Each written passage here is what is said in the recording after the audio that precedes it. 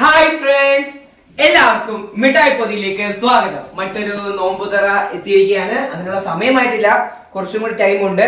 എന്തായാലും വിഭവങ്ങളൊക്കെ ടേബിളിൽ ഒരുക്കി വെച്ചിട്ടുണ്ട്. ഇന്നത്തെ ഞങ്ങളുടെ സ്പെഷ്യൽ ഡ്രിങ്ക് പച്ചമാങ്ങ ജ്യൂസ് ആണ്. വെറും പച്ചമാങ്ങ ജ്യൂസ് അടിക്കുകയല്ലായിരുന്നു, അതിനൊപ്പം ഉപ്പ്, കാന്താരി മുളക്, ഇഞ്ചി എല്ലാം ചേർത്ത് വെറൈറ്റി ആയിട്ടുള്ള ഒരു പച്ചമാങ്ങ ജ്യൂസ്. അതുപോലെ ബീഫ് കറിയുണ്ട്. ബീഫിനൊപ്പം കഴിക്കാൻ ഇടിയപ്പമായിരുന്നു ഞങ്ങൾ പ്ലാൻ ചെയ്തിരുന്നത്, അതുകൊണ്ട് ഇടിയപ്പം വാങ്ങി. ഇനി പൊറോട്ട വന്നതിന് പിന്നിൽ ഒരു കാര്യമുണ്ട്.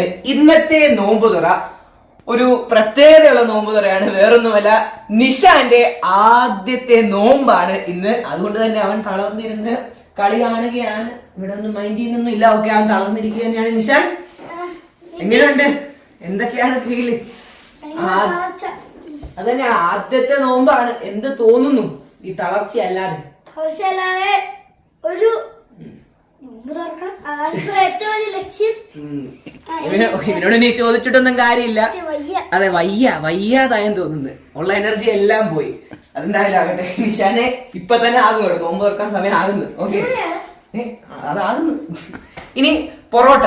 സാധാരണ ഈ പറയാറുണ്ട് പൊറോട്ട നോമ്പ് തുറക്കാൻ നേരം കഴിക്കുന്നതൊന്നും അത്ര നല്ലതല്ലെന്ന്. പക്ഷേ നിഷാൻ നോമ്പ് പിടിച്ചു. ഇന്ന് കറക്റ്റ് ആയിട്ട് നിഷാൻ ഞങ്ങളെല്ലാം ഞെട്ടിച്ചുകൊണ്ട് വൈകുന്നേരമായിട്ടും നോമ്പൊന്നും വിടാതെ പിടിച്ചു നിന്നു. അതുകൊണ്ട് അവനോടുള്ള ഒരു സ്നേഹം എന്ന രീതിയിൽ അവൻ ഏറ്റവും ഇഷ്ടപ്പെട്ട പൊറോട്ട ഞങ്ങൾ കഴിക്കും. ഞങ്ങൾക്ക് അത് ഭയങ്കര ഇഷ്ടമാണ്. അതുകൊണ്ട് ഈ ഒരു തവണത്തേക്ക് മാത്രം ഞങ്ങൾ ആ കാര്യത്തിൽ ക്ഷമ ചെയ്തിരിക്കുകയാണ്. അതുകൊണ്ട് പൊറോട്ട, ബീഫിനൊപ്പം പിന്നെ സാധാ പറയുന്നത് പോലെ തന്നെ ഫ്രൂട്ട്സ്. ഇത് പച്ചമാങ്ങ കൊണ്ടുണ്ടാക്കിയ ജ്യൂസ് ആണെങ്കിലും ഇത് പഴുത്ത മാങ്ങയാണ്. ഒപ്പം ഓറഞ്ചും. അത് രണ്ടും നോമ്പ് തുറക്കാൻ പിന്നെ കോമൺ ആയിട്ടുള്ള കാര്യങ്ങൾ. ഇതൊക്കെയാണ് നോമ്പ് തുറക്കാനുള്ള ഞങ്ങളുടെ വിഭവങ്ങൾ. പിന്നെ നിഷാന്റെ കാര്യം പറഞ്ഞു. ഇനി പഴയ കാലത്ത് ഈ കുട്ടികളുടെയൊക്കെ നോമ്പ് തുറയെ കുറിച്ചൊക്കെ നമുക്ക് പപ്പായോട് പപ്പ ഒരു കാര്യം. ഇന്ന് നിഷാൻ നോമ്പ് പിടിച്ചല്ലോ, അതുകൊണ്ട് ഈ പണ്ട് കാലത്തും ഇതുപോലെ കുട്ടികളൊക്കെ നോമ്പ് പിടിക്കുന്നതിനെ കുറിച്ചുള്ള എന്തെങ്കിലും കാര്യങ്ങൾ? പ്രത്യേകിച്ചൊന്നുമില്ല. കുട്ടികൾ എപ്പോഴും നോമ്പടക്കി പിടിക്കും. കുട്ടികൾ നോമ്പ് പിടിക്കുമ്പോൾ എനിക്ക് തോന്നുന്നൊരു കാര്യം, ഒന്ന് രണ്ട് കാര്യങ്ങളുണ്ട് കേട്ടോ.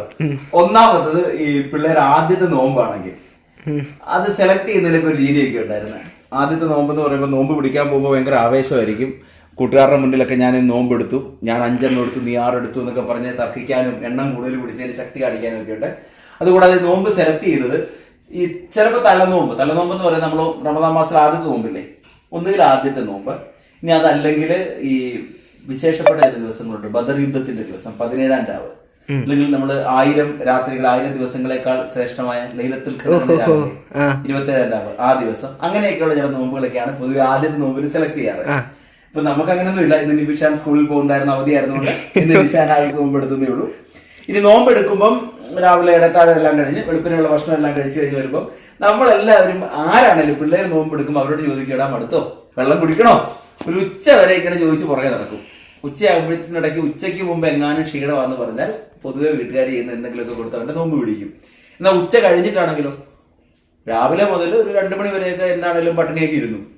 അപ്പൊ ഉച്ചയ്ക്ക് ശേഷം ഇനി ക്ഷീണമാണെന്ന് പറഞ്ഞാൽ നമ്മൾ എന്താ ചെയ്യാറ്? ഇപ്പൊ ഇന്ന് നിഷാനോടാണെങ്കിലും, നിഷാൻ കുഴപ്പമൊന്നും പറഞ്ഞില്ല, ഒരു 3 മണി 4 മണിയൊക്കെ ആയി കഴിഞ്ഞിട്ട് അയ്യോ എനിക്ക് മടുപ്പെന്ന് പറഞ്ഞാൽ നമ്മൾ പറയും, എടാ എന്തായാലും ഇത്ര ആയില്ലേ, 1 മണിക്കൂർ 2 മണിക്കൂറേ ഉള്ളൂ. ഇപ്പൊ പണ്ടും അങ്ങനെയൊക്കെ തന്നെയാണ്. അതാണ് രീതി. അതായത് ഉച്ചയ്ക്ക് മുമ്പ് നോമ്പ് വിടാൻ തീരുമാനിച്ചാൽ ഉച്ചയ്ക്ക് ശേഷമാണെങ്കിൽ ഒരു മനുഷ്യനും സമ്മതിക്കില്ല. പിന്നെ ആദ്യമായിട്ട് നോമ്പ് പിടിക്കുന്ന ദിവസം പൊതുവെ അല്ലെ നമ്മളൊരു കൊച്ചു പിള്ളേരായിരിക്കുമ്പോൾ നോമ്പ് പിടിക്കുന്ന ദിവസം വീട്ടിൽ അടിപൊളിയായിരിക്കും. നമുക്ക് എല്ലാ പരിഗണനയും കിട്ടും, സ്പെഷ്യൽ ആയിട്ടുള്ള സാധനങ്ങളെല്ലാം തരും. നമ്മൾ പിന്നെ ഇത്തവണ നോമ്പ് ലഘൂകരിക്കാൻ തീരുമാനിച്ചുകൊണ്ട് നിഷാന്റെ ഫേവറേറ്റ് ആയിട്ടുള്ള ഷവർമയോ അങ്ങനത്തെ സാധനങ്ങളൊന്നും ഇല്ല. സങ്കടം ഉണ്ടോടാ? എന്നാലും ഉണ്ട്. നിബി നിഷാന് വേണ്ടിയിട്ട് നിന്റെ ഇഷ്ടപ്പെട്ട റോസ് മിൽക്ക് തയ്യാറാക്കിയിട്ടുണ്ട്, പച്ചമാങ്ങ ജ്യൂസ് വേറെ ഉണ്ട്, പൊറോട്ട അതാണല്ലോ. അതെന്താടാ? ഇഞ്ചിയും കാന്താരിയൊക്കെ ഇട്ടാലോ ശരിയായില്ലേ. അപ്പം അതൊക്കെ തന്നെയാണ് പ്രത്യേകത. കുട്ടികളുടെ നോമ്പുമായി ബന്ധപ്പെട്ടും ഇതൊക്കെ തന്നെയാണ്. അമ്മ പറഞ്ഞത് എന്ത് ശരിയാ, പപ്പാച്ചി നല്ല ആധികാരികമായിട്ട് എല്ലാ കാര്യവും പറയുമെന്നല്ലേ. എന്തായാലും ഇനി നോമ്പ് തുറക്കേണ്ട സമയമാണ്. അതിന്റെ തിരക്കിലൊക്കെ ആയിരിക്കും. നിഷാനെ എന്തെങ്കിലും ലാസ്റ്റ് നിമിഷം ചാമ്പ്യൻസ് ട്രോഫിയില് അപ്പൊ നീ എന്തായാലും വീഡിയോ നിർത്തുമ്പോഴത്തേക്ക് അപ്പം ഇത് പറയുമ്പോ നമ്മുടെ മമ്മയുടെ കലാപരിപാടിയും കൂടെ കാണിച്ചു നിർത്തും കേട്ടോ. അതിൽ നിന്ന് നോമ്പ് തുറക്കാറാകുമ്പോ കുന്തിരിക്കും പുകയ്ക്കുന്നത് അത് തന്നെ. അതിനകത്ത് എന്താ സംഭവം എന്താണെന്നൊന്നും അറിയില്ല.